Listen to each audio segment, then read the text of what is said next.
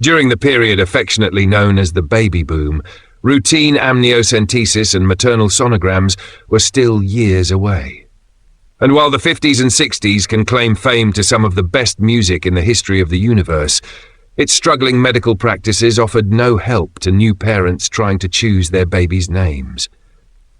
That being the case, one would think the prudent thing to do would be to spread your bets equally across 2 columns of baby names. One for boys and one for girls.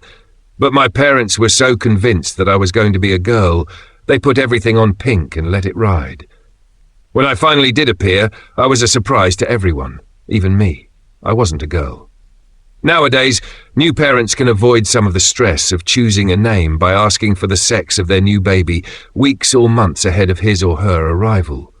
While it does narrow down the naming choices by 50%, it still doesn't make the task any easier. In Germany, new parents get help from the government by requiring strict conventions that ensure that a child's name is consistent with the baby's gender. The name can't be interpreted as being offensive or ridiculous, a practice the United States has yet to embrace, and its spelling must be conventional, probably to avoid any little Adolfs running around Marienplatz in dresses. Arab countries go one step further by dictating that newborn names adhere to religious values. Whether boy or girl, their middle names must contain a traditional moniker that honors the prophets, so chances are you won't find many Fifi Trixibels or pomegranate purples destined for high public office. In China, fathers have the final say. And like the Arab culture, a Chinese newborn can have up to 3 names, one of them being a generational name such as Ban Paizi, Xin, or Chuanxi Zillion, something that rolls off the tongue when positioned next to their given name, Skipper or Buffy. American parents resent anyone telling them what they can or cannot name their children, evident by the creativity of the celebrity parents of Bronx Mowgli, Ashley Simpson and Pete Wentz, Moxie Crime Fighter, Magician Penn Jillette, Nakoa Wolf, Manakauapo Namakaiha Momoa, Lisa Bonet and Jason Momoa, and Spec Wildhorse, John Cougar Mellencamp and Elaine Irwin. What parents do demand is the freedom to give their children names that will espouse a lifetime of dignity, character and distinction, like Cholera Priest, Envy Burger, Pickle Parker, Gonorrhea and Syphilis, twins, Banana Howdy or Bart Simpson's favourites, Alcoholic, Anita Bath or Oliver Clothisoff. Short of using an iPhone app, yes, they do exist, there are a number of things to keep in mind when naming your newborn. Remember that they're going to have their names for the rest of their lives. Unless, of course, they decide to change them from Chad Johnson to Ocho Cinco, Maurice Micklewhite to Michael Caine, Isha Danielovich Dembski to Kirk Douglas, or Chaim Kleinwitz to Gene Simmons. If they're musically inclined, your child may go from Leonard to Lil Scrappy, Dreddy Kruger, Cunning Linguists, Gnarls Barkley, Messy Marv, Charlie Tuna or Shorty Shitstain. When they get older, they can abbreviate their name to just their initials, JC Jesus Christ, P.T. Barnum, L.L. Bean, J.K. Rowling, H.G. Wells or O.J. Simpson. Some new parents bestow honour on a newborn by extending the legacy of their family tree. They'll choose great-great-grandfather Elmer, or one of his cousins, Lester, Homer, Cleveland, or Nellie Bell. Not that there's anything wrong with Lester, Homer, Cleveland, or Nellie Bell, just as long as it flows when put next to the family name, Pickle Parker, Cleveland Roosevelt. Most pediatricians advise new parents to forgo coming up with creative spelling of their children's names.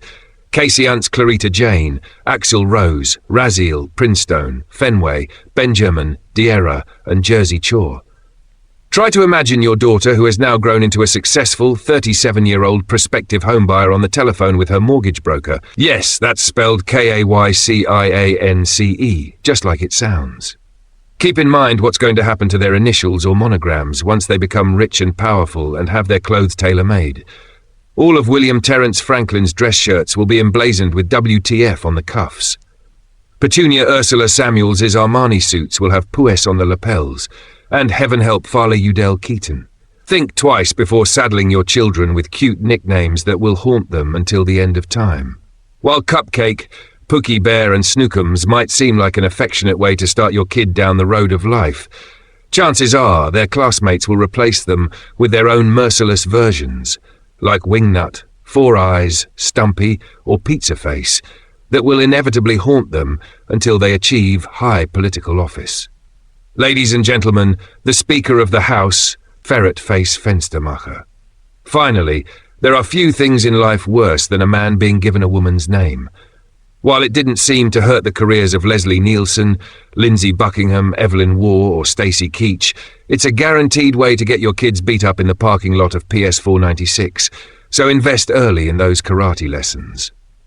Similarly, if you're going to name your kids Winterby, Leighton or Chumley, you'd better be rich and be able to chauffeur them from private school in a bulletproof limousine. Otherwise, they'll never make it home alive. With time running short and my mother anxious to check out of her room, I still didn't have a name. So my father initiated a frantic inventory of items in the hospital room, hoping for a good name for an 8-pound baby boy. Q-tip, emesis basin and sphygmomanometer were possibilities, but my mother would have nothing to do with it. Finally, he spied a Welch-Allyn vaginal specular hanging on the wall. 2 of the words were possibilities. He ultimately decided on Allen, and just to avoid saddling me with a lifetime of misspellings, he changed the spelling from Allen to Allen. But I'm thinking of changing it to Lorraine.